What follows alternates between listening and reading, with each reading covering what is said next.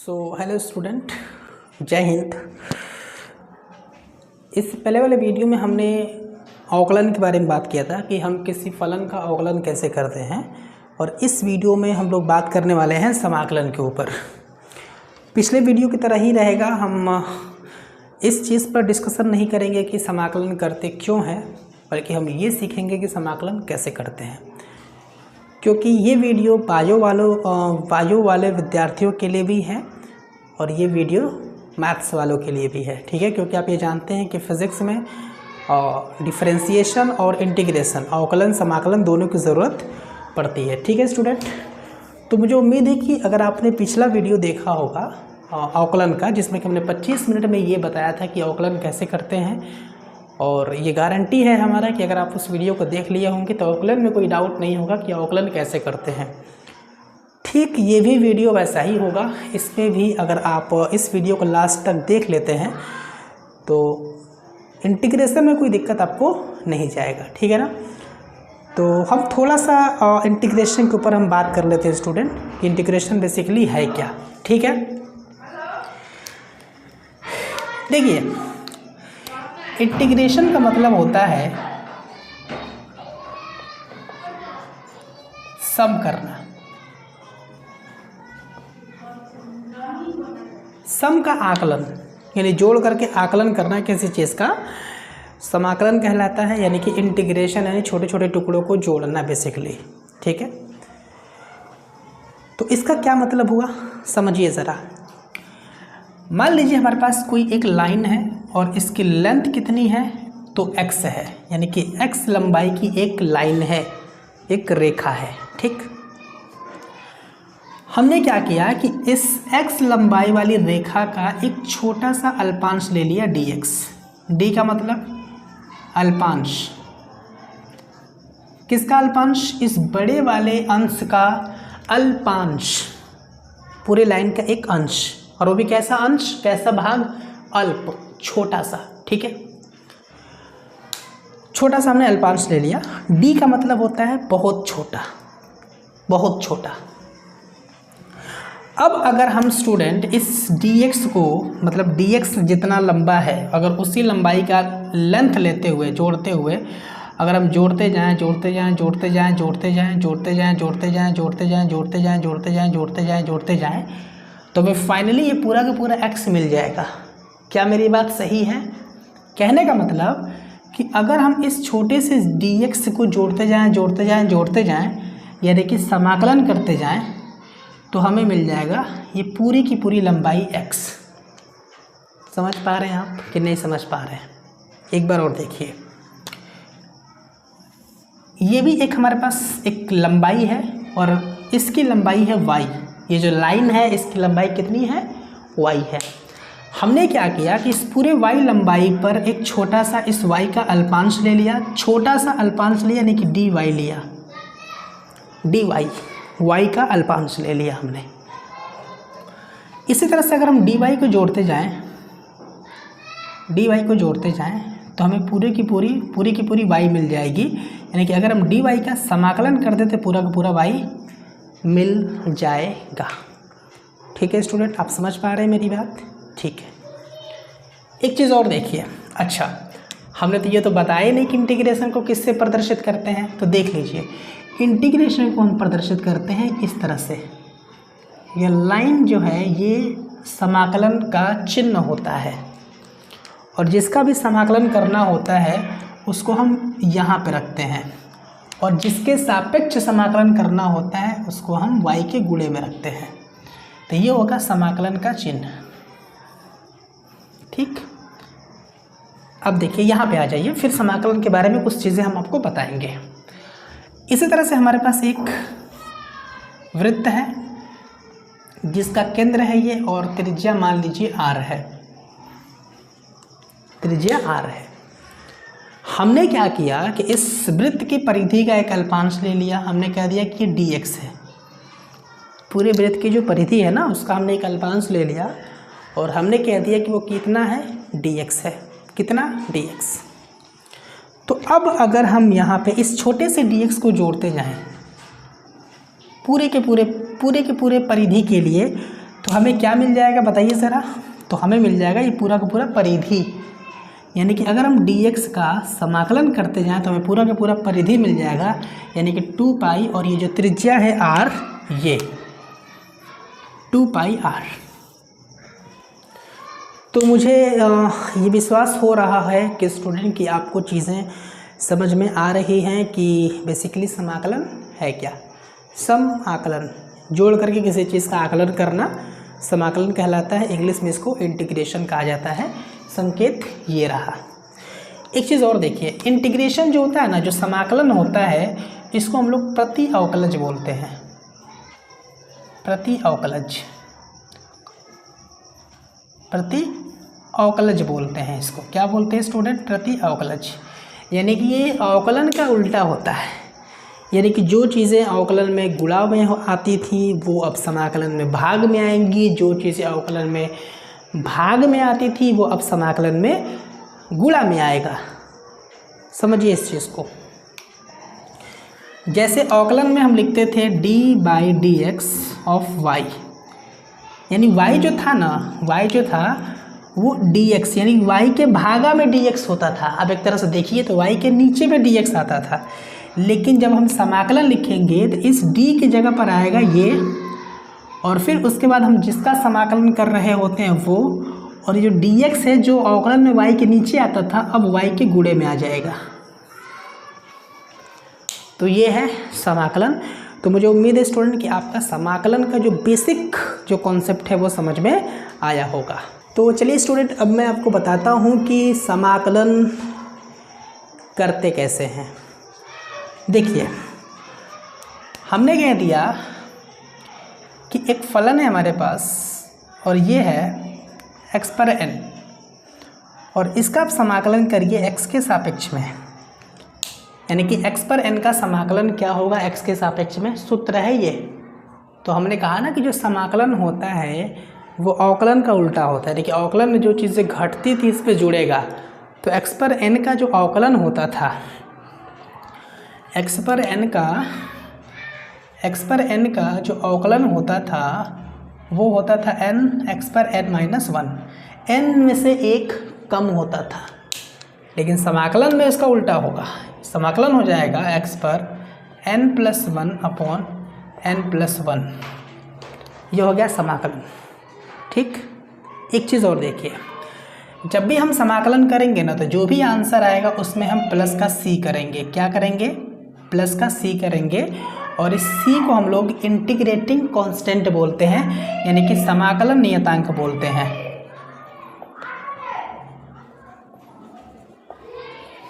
क्या बोलते हैं स्टूडेंट? समाकलन नियतांक बोलते हैं। तो x पर n का जो समाकलन होगा x के सापेक्ष में वो होगा x पर n+1 अपॉन n+1। अब इसी के बेस पर हमने आपसे पूछा कि ये बताइए x² का समाकलन क्या होगा। तो आप कहेंगे कि सर x लिखिए और 2 है तो समाकलन में अवकलन में एक कम करते थे तो समाकलन में एक बढ़ा दीजिए।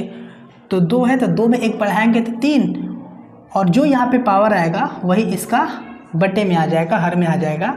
ये आंसर है तो इसमें आप प्लस का c कर देंगे। अब हमने पूछा कि आप ये बताइए कि समाकलन क्या होगा x⁷ का x के सापेक्ष में। तो आप कहेंगे कि सर x लिखिए और साथ में एक जोड़ दीजिए 8, और यही 8 पूरे के नीचे लगा दीजिए और प्लस का c कर दीजिए, यही आंसर हो जाएगा। समझ में आ रहा है?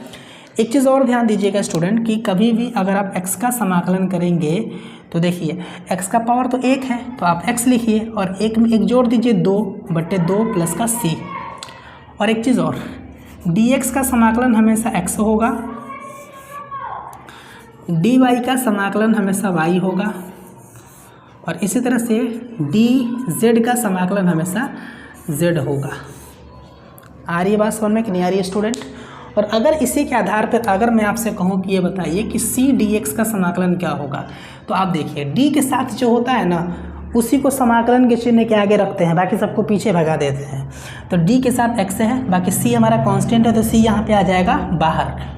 फिर बचा आपके पास dx तो बराबर c, और dx का समाकलन x, तो ये आपका आंसर आएगा। c ऑलरेडी है तो प्लस का आप जोड़ेंगे c डैश।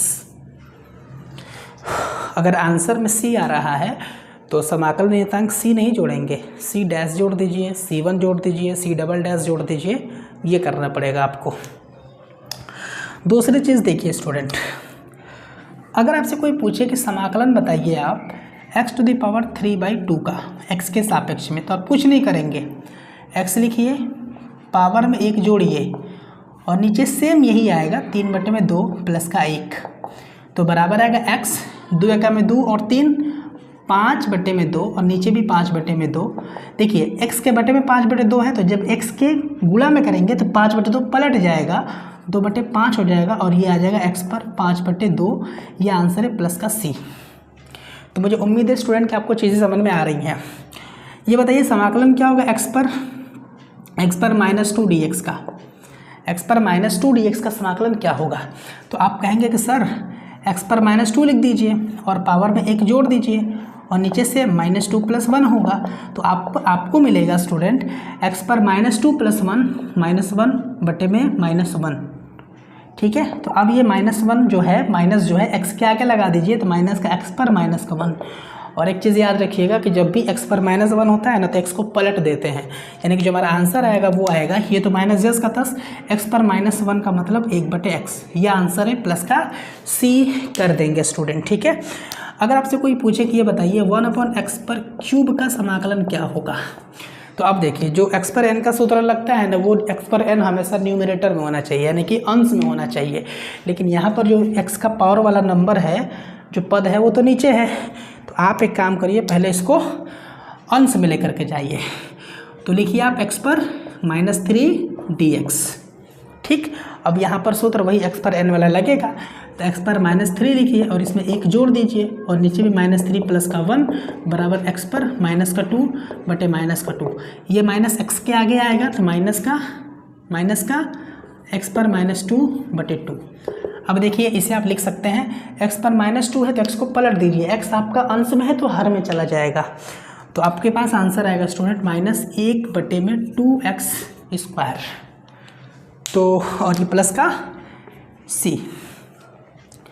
तो मुझे विश्वास है स्टूडेंट कि आपको चीज़ें समझ में आ रही हैं। ठीक है, एक चीज़ और देखिए, समाकलन क्या होगा √x का x के सापेक्ष में, तो आपको कुछ यहाँ पे करने की ज़रूरत नहीं है, रूट हटाइए, तो रूट हटाएंगे तो x पर 1/2 आएगा dx, तो बराबर x पर n वाला सूत्र लगा दीजिए, तो x पर 1/2 प्लस का 1 और नीचे भी 1/2 प्लस का 1। तो ये देखिए 2 एका में 2 और एक 3/2 होगा, यानी कि 2/3 कर सकते हैं, और x पर यहाँ पर 3/2। आंसर है प्लस का C जोड़ देंगे और यही आपका स्टूडेंट आंसर हो जाएगा। समझ में आ रही है बात? एक और फार्मूला देखिए ज़रा आप। अच्छा ठीक है, अगर आपके पास एक समाकलन करना पड़ जाए 3x³ + 2x² - x + के 7 का x के सापेक्ष में, तब आप इसका समाकलन कैसे करेंगे? बहुत ही आसान है। ब्रैकेट में देखिए तो कितने पद हैं, 1 2 3 4 पद है ना, चारों को अलग अलग लिखिए और सबका समाकलन करिए, यानी कि 3x³ का समाकलन करिए x के सापेक्ष में, फिर प्लस समाकलन करिए 2x² का x के सापेक्ष में, माइनस समाकलन करिए x का x के सापेक्ष, और फिर प्लस समाकलन करिए 7 का x के सापेक्ष में।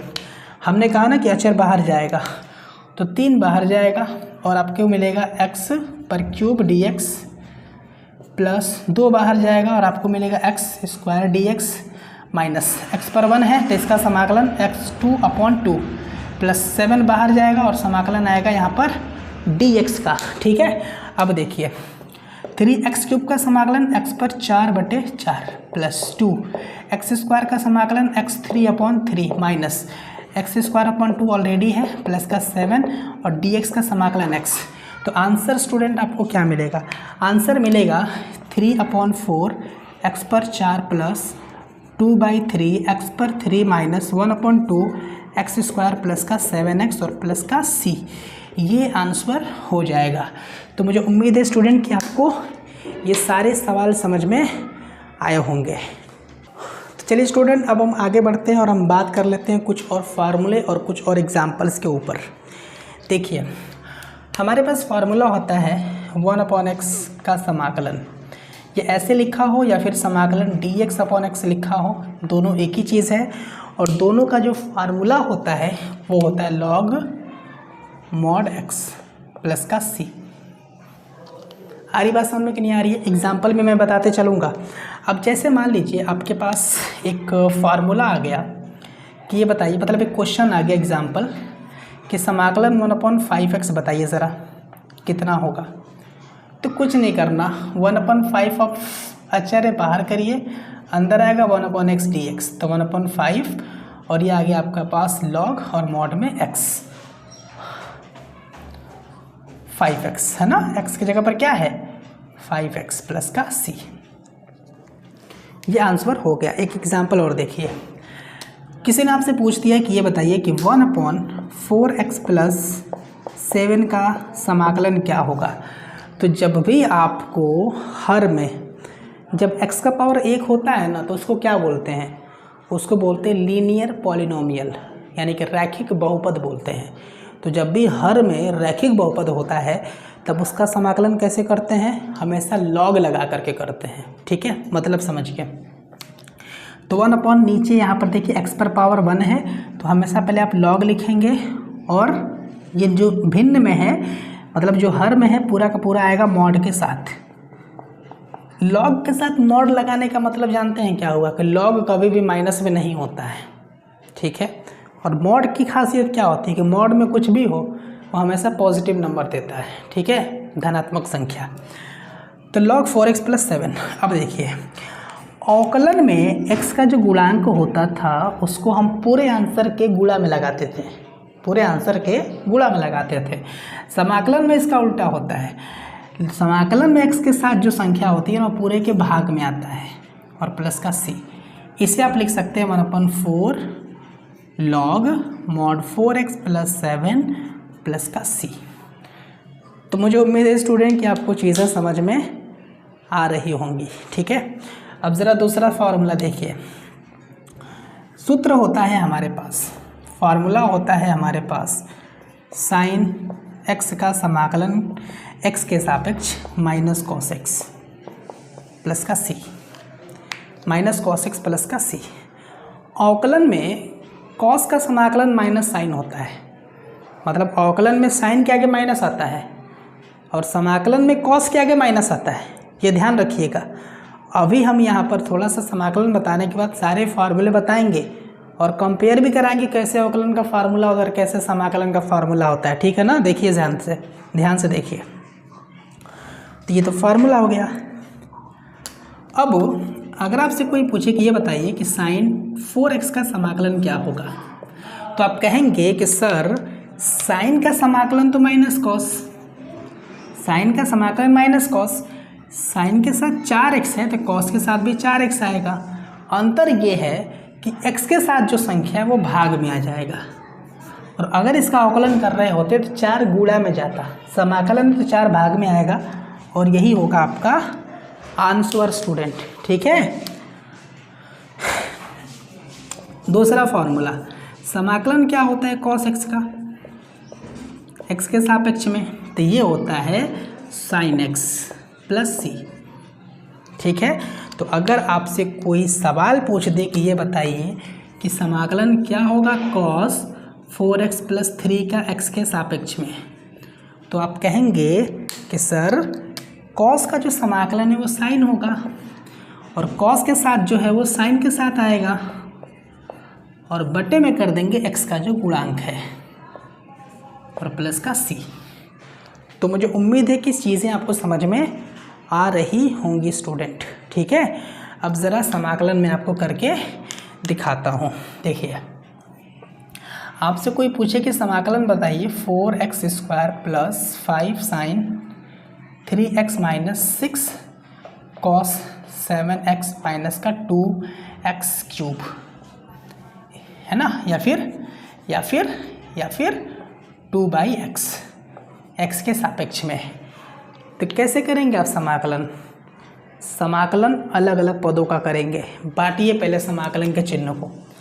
समाकलन 4x² with respect to dx plus समाकलन 5 sine 3x with respect to dx minus समाकलन 6 cos 7x with respect to dx minus समाकलन 2/x with respect to dx।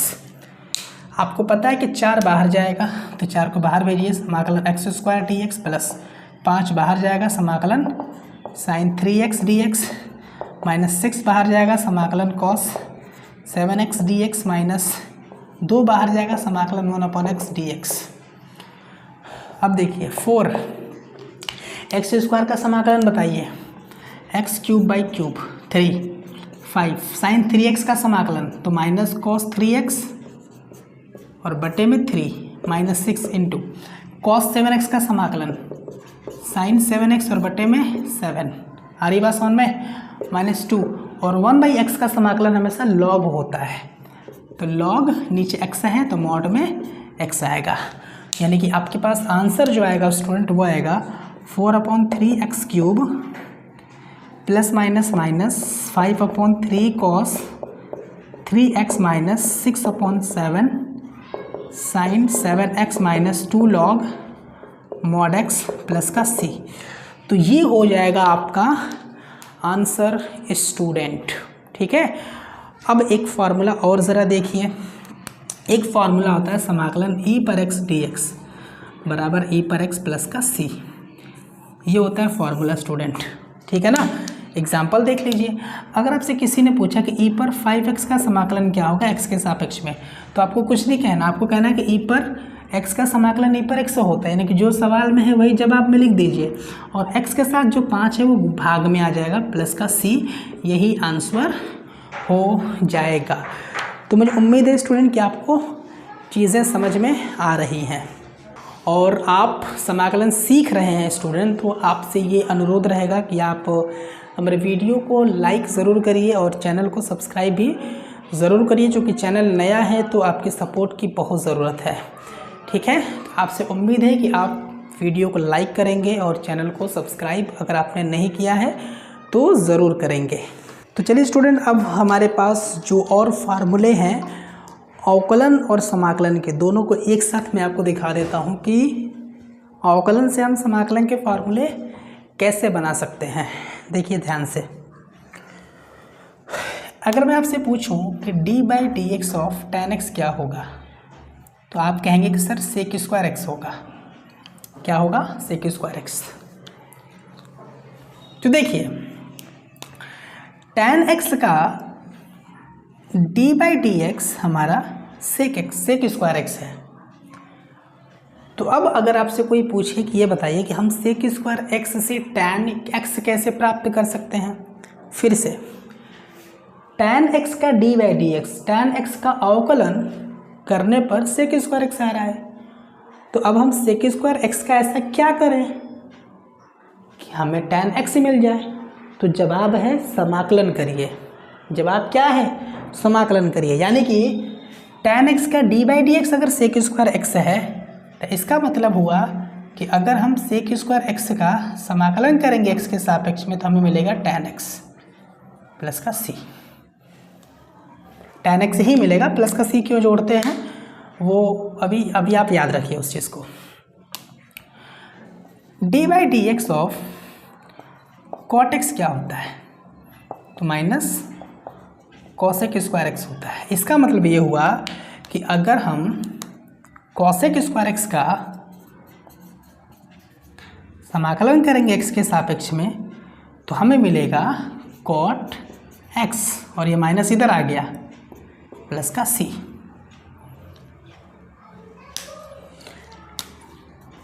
d/dx of sec x क्या होता है? तो आप कहेंगे sir sec x tan x होता है। तो इसका मतलब ये हुआ कि अगर हम sec x tan x का x के सापेक्ष में समाकलन करेंगे तो हमें क्या मिलेगा? sec x मिलेगा प्लस का c। अगर हम d/dx करें cosec x का तो हमें क्या मिलेगा? तो हमें मिलेगा माइनस का cosec x into cot x। इसका मतलब ये हुआ स्टूडेंट कि अगर हम cosec x into cot x का x के सापेक्ष में अगर हम समाकलन करें तो हमें मिलेगा माइनस का कॉसेक एक्स प्लस का सी। आ रही बात समझ में। दूसरी चीज़ देखिए, अगर हम डी बाई डी एक्स करेंगे किससे का, ए पर एक्स का, तो हमें मिलेगा ए पर एक्स लॉग ए। तो इसका मतलब हुआ स्टूडेंट कि अगर हम ए पर एक्स लॉग ए का समाकलन करेंगे एक्स के सापेक्ष में तो हमें मिलेगा ए पर एक्स। जैसे कि हम आगे बढ़ाकर क्या लिख सकते हैं, हमको पता है कि log a हमारा कांस्टेंट है, तो ये बाहर करके नीचे भेज दीजिए, यानी कि a पर x का जो समाकलन होगा x के सापेक्ष में वो हो जाएगा a पर x upon log a plus का c। आ रही बात समझ में स्टूडेंट कि नहीं आ रही है? समझ में आ रही है बात कि नहीं आ रही है? अब देखिए ज़रा, अगर आपसे कोई पूछे कि ये बताइए कि हमको पता है कि D by d x of sine inverse x क्या होता है, तो 1 अपॉन अंडर रूट में 1 माइनस एक्स स्क्वायर होता है। इसका मतलब क्या हुआ स्टूडेंट, इसका मतलब हुआ कि अगर हम 1 upon under root 1 minus x square का समाकलन करेंगे एक्स के सापेक्ष में तो हमें मिलेगा sine inverse of X plus का सी। हमें ये भी पता है स्टूडेंट कि अगर हम डी बाई डी एक्स करें tan इनवर्स ऑफ x का तो मिलेगा 1 अपॉन 1 प्लस एक्स स्क्वायर। इसका मतलब क्या हुआ स्टूडेंट, इसका मतलब हुआ कि अगर हम 1 अपॉन 1 प्लस एक्स स्क्वायर का समाकलन करें x के सापेक्ष में तो मिलेगा tan inverse of x plus का c। हमें ये भी पता है स्टूडेंट कि d by d x of sec inverse of x क्या होता है, तो 1 अपॉन एक्स अंडर रूट में एक्स स्क्वायर माइनस 1 होता है। इसका मतलब ये हुआ स्टूडेंट कि अगर हम 1 upon x under root of x square minus 1 का समाकलन करेंगे इस सापेक्ष में तो हमें मिलेगा sec inverse of X plus का सी। तो यही है अवकलन और समाकलन स्टूडेंट, जो कि फिज़िक्स के लिए बहुत इम्पोर्टेंट है। और आप ये जानते हैं कि फिज़िक्स बायो वाले भी पढ़ते हैं और मैथ्स वाले भी पढ़ते हैं। मैथ्स वाले तो अवकलन समाकलन कर लेते हैं, कोई प्रॉब्लम नहीं होती है, लेकिन बायो वाले में दिक्कत होती है। बायो के जो स्टूडेंट्स होते हैं ना, उनको अवकलन समाकलन कठिन लगता है। तो हमने बिल्कुल सरल भाषा में आपको समाकलन करते कैसे हैं इसको समझाने का प्रयास किया है। बायो वाले स्टूडेंट के लिए कुल मिलाकर के कैलकुलेशन ज़रूरी होता है, इंटीग्रेशन, डिफरेंशिएशन और थोड़ा सा ग्राफ वगैरह की नॉलेज होनी चाहिए। साथ ही साथ जो वेक्टर होता है, सदिश जो होता है, उसकी जानकारी होनी चाहिए। तो फिज़िक्स के लिए या फिर केमिस्ट्री के लिए जिन जिन टॉपिक्स की ज़रूरत है, जो एक विद्यार्थी के लिए ज़रूरी है कि वो अपना हथियार बना करके उसको अपने पास रखे, वो सारी चीज़ें मैं आपको कराऊंगा। लेकिन बशर्ते कि आप मेरा साथ देंगे तो। और साथ कैसे देंगे, तो चैनल को सब्सक्राइब करके, वीडियो को लाइक करके और शेयर करके। तो मुझे उम्मीद है स्टूडेंट कि आज का वीडियो आपके लिए यूज़फुल रहा होगा। कि अगर वीडियो यूज़फुल आपके लिए रहा तो आप चैनल को सब्सक्राइब ज़रूर करिए। और ये जितनी चीज़ें पढ़ाई गई हैं प्रैक्टिस करना पड़ेगा, सिर्फ देख करके काम नहीं चलने वाला है। कॉपी कलम उठाइए, क्वेश्चंस खुद से लगाइए, फार्मूलों को प्रैक्टिस करिए, देखने से काम नहीं बनने वाला है। तो आप अपना बहुत ज़्यादा ख्याल रखिए। जय हिंद, वंदे मातरम।